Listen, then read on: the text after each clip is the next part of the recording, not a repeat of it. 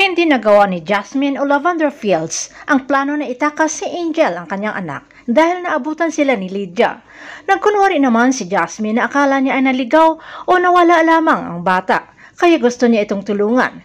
Hindi naman nagduda si Lydia kay Jasmine at mukha naman itong mabait at mayaman. Kaya nagpaunlak si Lydia sa alok ni Jasmine o Lavender Fields na ihatid sila sa kanilang bahay. Sa pag-uusap ng dalawa, Lydia at Jasmine, ay inamin ni Lydia na hindi nito tunay na anak itong si Angel at iniwanan ito umano ng ina sa hospital pagkatapos iniluwal. Ibinigay naman umano ng nurse ang bata sa kay Max na gustong-gustong magkaanak ng marami pero bigo na magkaroon o mapagbigyan ni Lydia at nagpatali na ito pagkatapos makapanganak sa unang anak nila ni Max. Titig na titig naman si Jasmine sa larawan ni Angel at hindi nito nasubaybayan ang paglaki ng kanyang anak. Pero labis na nanlumo si Lavender Fields nang nakita na nakapag-impake na ng gamit sila Lydia at sa pag-usisa ni Lavender Fields o Jasmine ay lilipat na pala sila Lydia sa bahay ng mga Benavides.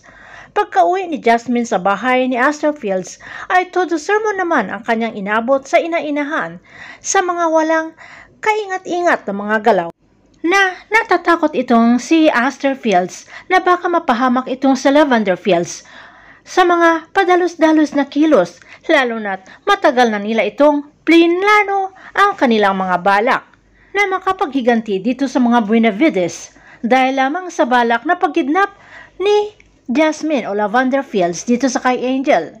Payo ni Astor Fields kay Jasmine na kung talagang gusto nitong makuha ang anak ay linisin nito ang kanyang pangalan na sa ngayon ay wanted na isang kriminal itong si Jasmine. Pero hindi pa rin tumitigil itong si Jasmine o Lavender Fields at kailang mapalapit siya sa kanyang anak na 4 na taon nang nawalay.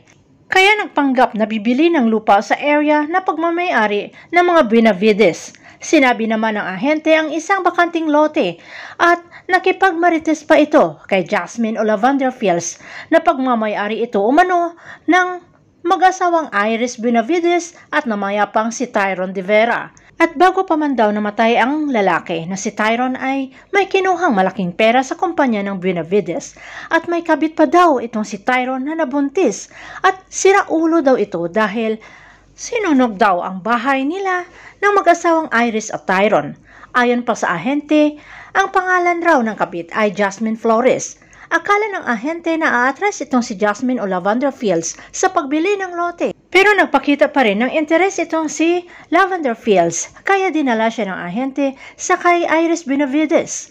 Samantala inis na inis si Iris naman dito sa daming security ang hinire para sa kanilang seguridad. Lalo pang kumulo ang dugo ni Iris nang makita si Angel na pinapakialaman ang gamit niya o papel. Agad hinila ni Iris ang bata at itinulak. Nang nakita naman ni Lily ang ginawa ng kaibigan ay hindi niya ito nagustuhan. Pero ayon kay Iris na talagang kumukulo ang kanyang dugo kapag makita niya itong si Angel na hindi alam na ito'y anak ni Jasmine Flores at Tyrone de Vera na kanyang asawa. Samantala hindi tumitigil si Senior Inspector Sandra Fernandez sa kaso ni Max at ang pagkamatay nito. Kasama ang kabady niyang si Eric Pascual ay pumunta sa site kung saan nabunggo itong si Max.